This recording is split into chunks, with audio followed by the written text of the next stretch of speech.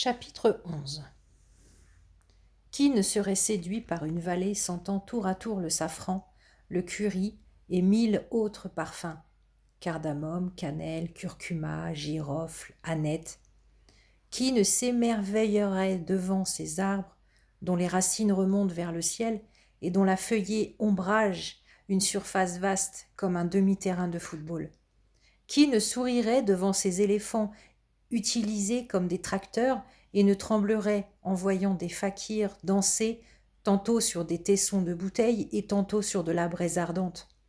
Qui n'écarquillerait les yeux devant cette foule déguisée, ces dizaines et dizaines de Hamlet, Superman, Don Juan, Don Quichotte, Charlot, Scarlett, Juliette, Cruella, Ophélie, Chimène, Marianne? Qui ne s'attablerait avec délice dans l'un des 1000 restaurants de plein air en compagnie de toutes ces actrices, de tous ces acteurs, tandis que 1000 musiciens vous enchantent l'ouïe de mélodies délicates et troublantes, et que 10 000 singes parodient en ricanant le moindre geste des humains? Depuis notre île, j'avais donc, au terme d'un voyage de folie, que je vous raconterai peut-être un jour, fini par atteindre, au nord de l'Inde, cette vallée éblouissante. Monsieur Henri n'avait pas rêvé. Ou plutôt, il avait rêvé vrai. Son festival de théâtre et d'épices existait bel et bien. Mais je souffre d'une maladie grave. L'émotion ne me suffit pas pour être ému. Si je ne connais pas l'histoire de la personne que je rencontre ou du lieu dans lequel je me trouve, je n'éprouve rien. Rien. Anesthésie parfaite. Les sentiments n'entrent pas. Je les entends, je les sens sur ma peau. Ils se promènent, ils grattent, ils cherchent l'ouverture. Sans succès. Ils resteront à l'extérieur. Tant que je n'aurai pas appris l'histoire. L'histoire est la porte, la seule porte qui permet de pénétrer chez moi, en moi. C'est ainsi que, 2 jours durant, je posais à tout le monde la même question. Pourriez-vous me raconter l'histoire de votre vallée ? On ne me comprenait pas, on me souriait gentiment, mais on passait son chemin, jusqu'à ce qu'une volée d'injures françaises, bénie soit-elle, me fasse sursauter. Putain de bordel de merde à chier! Un homme qui paraissait jeune avançait à 4 pattes dans la foule. Il tapotait le sol frénétiquement. « Je peux vous aider ? My glasses, mes lunettes. Ces salopards vont les écraser. Comment parlez-vous aussi bien notre langue ? Échange universitaire. » Par miracle, juste avant que la roue d'un chariot ne les réduise en miettes, j'aperçus les 2 verres, m'en saisis et négociai. « Je vous rends vos lunettes si vous me racontez l'histoire. » « L'histoire ? Quelle histoire ? Mais l'histoire d'ici, de ce festival, de ces acteurs, de cette rencontre. Bref, l'histoire. Vous êtes toujours aussi dur en affaires ? Une fille doit savoir se battre. Bon, allons prendre un verre chez mon ami Arjun. Aucune auberge n'est plus calme que la sienne. Elle surplombe la rivière, le fil de l'eau m'aidera à garder le rythme. Vous me redonnez ma vue ? Il était une fois. Je ne sais pas vous, mais moi, dès que j'entends ces 4 mots, je ronronne, je m'abandonne. Je prends la mer ou je m'envole, je m'étends, je m'agrandis. Je ne suis plus Jeanne, plus seulement Jeanne. Je deviens qui on veut. Un esquimau, une tahitienne, un éléphant, une fourmi rouge, un arbre du voyageur, ou Dieu lui-même. Et mon nouvel ami avait l'une de ces voix qui vous emportent, chaude, grave, lente, une voix dans laquelle on se blottit dès les premiers mots. Il était une fois Dieu. Il s'inquiétait, Dieu. Il avait créé la terre. Il l'avait remplie d'humains. Mais ces humains bâillaient toute la journée. Le reste du temps, ils soupiraient. Plus préoccupant, il maigrissait à vue d'œil. Cette planète Terre était le jouet préféré de Dieu, et ce jouet n'allait pas bien.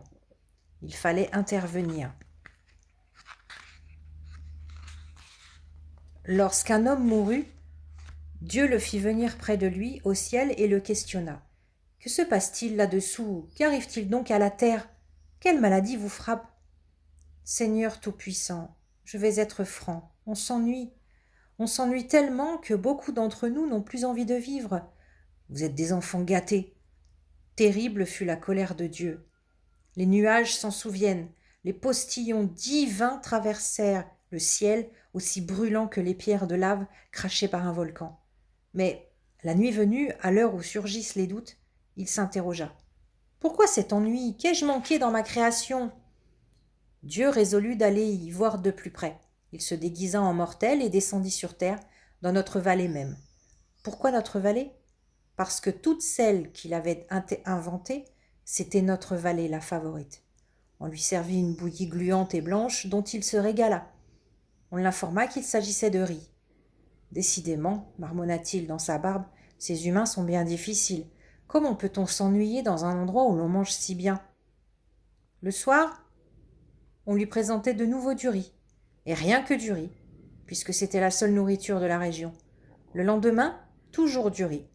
Lorsque pour la 4e fois, il dut se contenter de la bouillie gluante, un haut le cœur le secoua. Il recracha, et 2 heures durant, des grains de riz cuits retombèrent sur la campagne en pluie tiède et collante. Il venait de comprendre le grand défaut de sa création, la fadeur. Est fade ce qui manque de goût. Les humains qui s'ennuyaient avaient raison. Comment goûter ce qui n'a pas de goût? Dans l'instant, pour en finir avec la fadeur, pour réveiller et varier le riz, pour l'ensoleiller, l'enflammer ou l'adoucir, Dieu créa des racines, le gingembre et le curcuma, une liane à petits fruits ronds, le poivre, un arbre dont l'écorce embaume, la cannelle, un arbuste aux graines écarlates, le roucou, un buisson portant de petites baies, le caprier. Bref, Dieu créa les épices. À la suite de quoi, épuisé comme après chacune de ses créations, il s'endormit pour une sieste profonde dont les incroyants, malheur à eux, disent qu'elle dure encore aujourd'hui. Le jeune homme se tut. Je l'aurais écouté jusqu'à la fin des temps. Ça vous va, belle jeune fille? Maintenant, rendez-moi mes lunettes. L'Europe doit s'être réveillée au boulot. Il prononçait le moindre mot français avec une très soigneuse gourmandise. En conséquence, son histoire avait duré des heures. L'après-midi était largement entamé. Je le suivis dans le rez-de-chaussée, où il habitait, une seule pièce qui donnait sur une cour pleine de bidons d'huile. Quel est votre métier? Je me trompe ou vous prononcez drôlement? Un petit problème d'accent, je vous expliquerai. En attendant, je répète. Comment gagnez-vous votre vie? Je suis une sorte de policier. Il alluma son ordinateur et s'exclama. Elles sont arrivées. Qui donc? Les contraventions du week-end. Feux rouges grillés, stationnement interdit, voies de bus empruntées. Je n'ai pas vu beaucoup de feux en ville. Normal, je m'occupe des contraventions de Brest, une ville de chez vous, dans une région qui s'appelle la Bretagne, je crois. Et pourquoi vous? Pourquoi en Inde? Je travaille 3 fois plus qu'un Français. Je coûte 7 fois moins cher. Je suis employé d'une grosse société située à New Delhi, notre capitale. Ils ont inventé un traitement informatique. Je vérifie tout. Jamais une erreur. Je ne savais pas que les contraventions de police voyageaient. Tout voyage aujourd'hui, c'est la mondialisation. Elle doit fatiguer les yeux, la mondialisation. Pas seulement les yeux. Chaque année, je change de lunettes. Chaque année, des verres plus gros. Un jour, il vous faudra des loupes. Un jour, je n'y verrai plus. Et alors? Je me prépare, je m'exerce tous les matins, je suis un sportif de la mémoire. Je plains les aveugles sans mémoire. Je m'efforce de me souvenir de tout. Un jour, quand j'aurai perdu mes yeux, tous ces souvenirs me tiendront compagnie. Mais dites-moi, votre histoire des épices, elle a une suite, forcément. Vous n'avez pas expliqué la présence de tous ces comédiens. Bien sûr, elle a une suite. Vous avez déjà rencontré une histoire sans suite? Toutes les fins d'histoire sont des fausses fins. Sitôt qu'on a le dos tourné, l'histoire repart. Et alors, quand me racontez-vous la suite? Demain, si vous voulez, mais seulement en échange d'un canard au curcuma. Vous voyez, moi aussi, je sais négocier. Allez, je vous laisse. Les mauvais conducteurs de Brest m'attendent. Je passai ma soirée, ma nuit et le matin suivant à la recherche de mon frère, sans succès. Mais je me régalais de 3 pièces de théâtre, aussi différentes que possible les unes des autres. Successivement, un malade imaginaire turc, un barbier de Séville brésilien et un Mahabharata esquimau qui dura jusqu'à l'heure de mon rendez-vous avec mon policier de Brest. J'arrivai juste à temps, je suis sûre qu'il aurait commencé sans moi, rien que pour m'enrager.